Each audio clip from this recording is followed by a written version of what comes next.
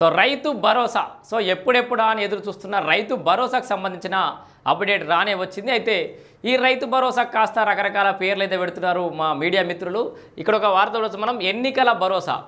అంటే దీని అర్థం ఏంటంటే ఈ రైతు భరోసాను ఎన్నికలకు ముందు ఇస్తారు కాబట్టి ఎన్నికల భరోసా అని వాళ్ళ యొక్క ఉద్దేశం అన్నట్టు. సో ఏది ఏమైనా వాళ్ళది కూడా రాజకీయ పార్టీ సన్నాసులు పడడం కాదు, కేసీఆర్ చెప్పినట్టుగా మొత్తంగా రాజకీయాలు చేస్తూనే ఉన్నారు. ఓ రకంగా అన్ని విధాలుగా నిలదొక్కునే ప్రయత్నం అయితే కాంగ్రెస్ సర్కార్ చేస్తోంది. సో దాంట్లో భాగంగా రైతులు అయితే చాలామంది ఎదురు చూస్తున్నారు. మరి గతంలో రైతులకు కేవలం 4 ఎకరాల వరకు ఉన్న రైతులకు మాత్రమే రైతు భరోసా వచ్చిన నేపథ్యంలో మరి ఈసారి పూర్తి స్థాయిలో ఎన్ని ఎకరాలు ఉన్నా సరే రైతు భరోసా వస్తుందా? మరి ఈసారి సాగయ్యే విస్తీర్ణం ఎంత? రైతు భరోసా ఎన్ని రోజులలో వస్తుంది? ఒకసారి చూసే ప్రయత్నం చేద్దాం. ఇక్కడ ఎన్నికల భరోసా 10 నుంచి 15 రోజుల్లో రైతులకు పెట్టుబడి సాయమట. కేవలం 10 నుంచి 15 రోజులు వస్తూ అంటారు. స్థానిక ఎన్నికలకు ముందే పంపిణీకి కసరత్తు.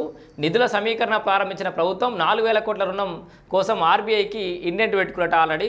సో మరి ఈ ఆల్రెడీ 3,000 కోట్ల రూపాయలు అప్పు తీసుకుంది ప్రభుత్వం.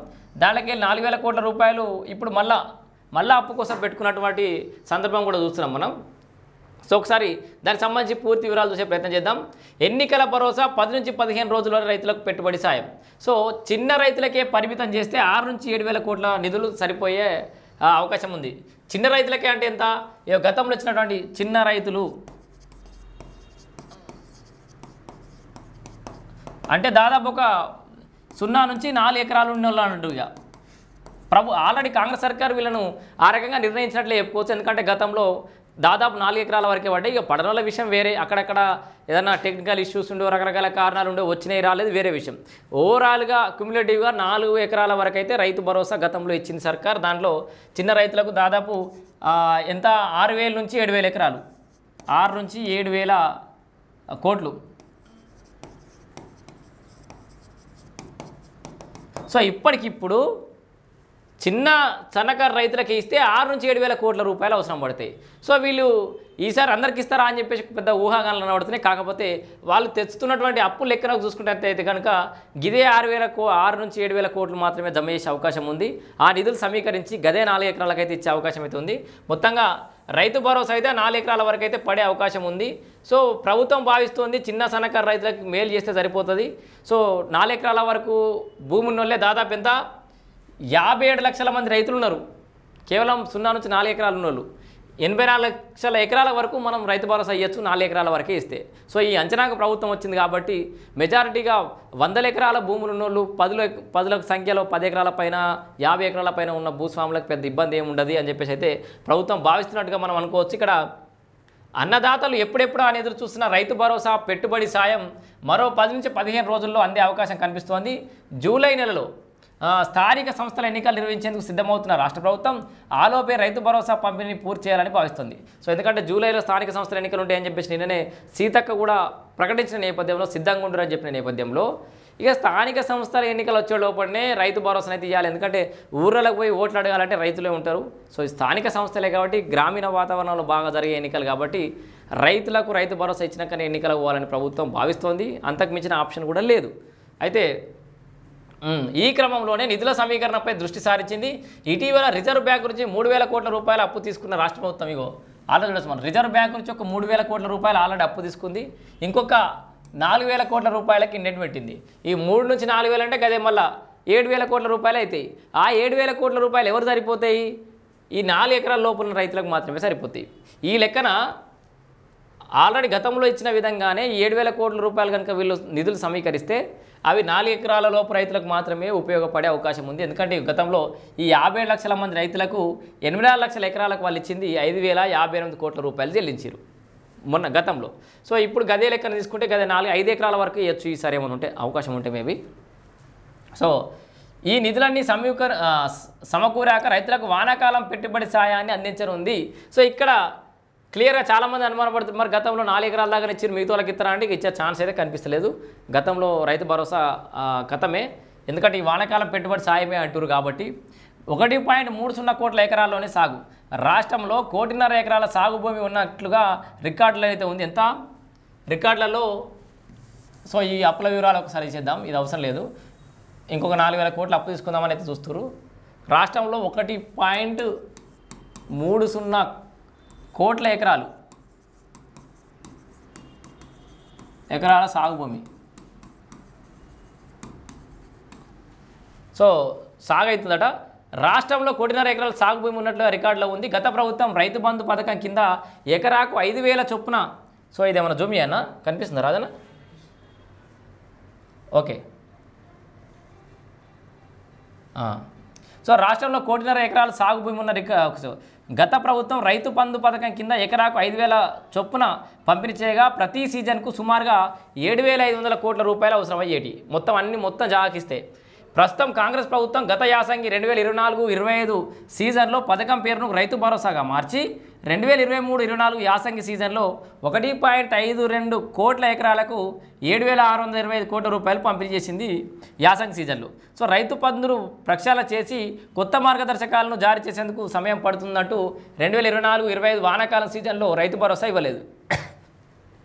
సో ఆ తర్వాత మొన్న యాసంగి సీజన్లో 57 లక్షల మంది రైతులకు, సో మొదట్లో స్టార్టింగ్లో ఎక్కువనే ఇచ్చింది, మొన్న యాసంగిలో తక్కువ ఇచ్చింది. 57 లక్షల మంది రైతులకు చెందిన 84 లక్షల ఎకరాలకు 5,058 కోట్ల రూపాయలు మాత్రమే పంపించేసింది. 4 ఎకరాల్లో భూమి ఉన్న రైతులకే పెట్టుబడి సాయం అందించింది.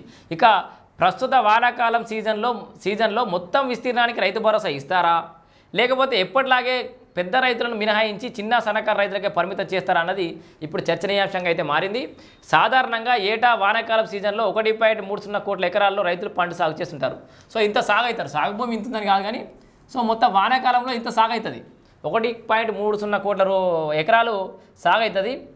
మరో 20 లక్షల ఎకరాలు వ్యవసాయ భూముల జాబితాలో ఉన్నప్పటికీ దీంట్లోకి వెళ్ళి ఇది ప్లస్ ఇంకొక 20 లక్షల ఎకరాలు సాగు భూముల లెక్కలు ఉన్నప్పుడు కూడా ఇవి సాగు యోగ్యం కావు ఇవన్నీ.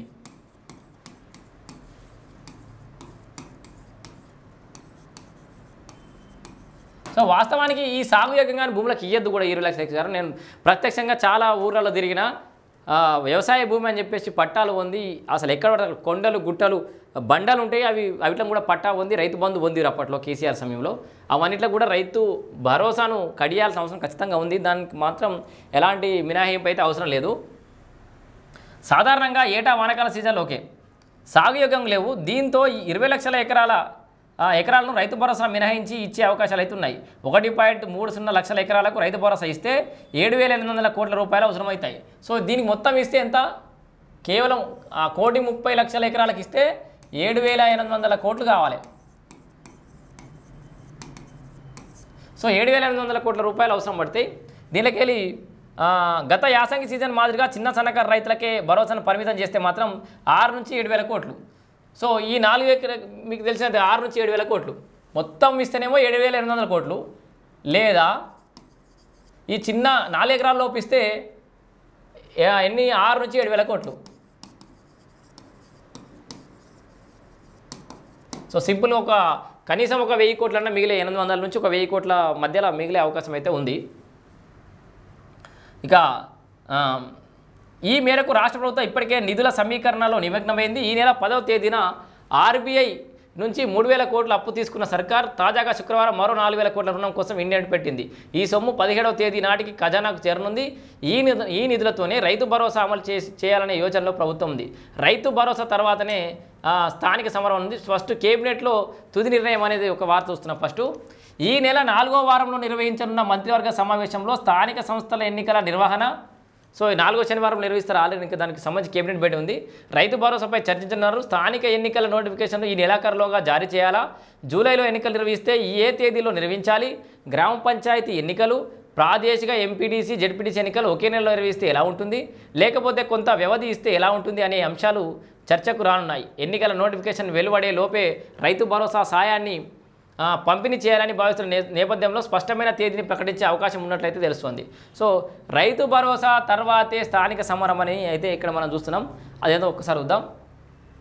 రాష్ట్రంలో స్థానిక ఎన్నికలు కూడా వాయిదా పడుతూ వస్తున్నాయి. 2023 డిసెంబర్లో కాంగ్రెస్ ప్రభుత్వం కొలువుదీరిన తర్వాత 2024 జనవరి ఫిబ్రవరి నెలలోనే స్థానిక సంస్థల ఎన్నికలు నిర్వహించాలని భావించినా లోక్సభ ఎన్నికల కారణంగా సాధ్యం కాలేదు. ఆ తర్వాత కులగణన చేపట్టాలని, జనాభాలో ఎవరి వాటా ఎంతో తేలిన తర్వాతే స్థానిక ఎన్నికలకు వెళ్లాలని ప్రభుత్వం నిర్ణయించడంతో ఆలస్యమైంది.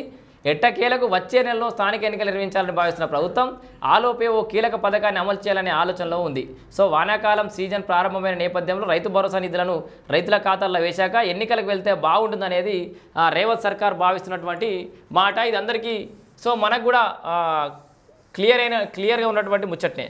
ఎందుకంటే స్థానిక సంస్థలకు పోవాలంటే చాలా చిక్కులు, చాలా అడ్డంకులు అయితే వచ్చినాయి కాంగ్రెస్ సర్కార్కి. దాంట్లో ఎలాంటి మన కళ్ళ ముందరనే చూసినాం.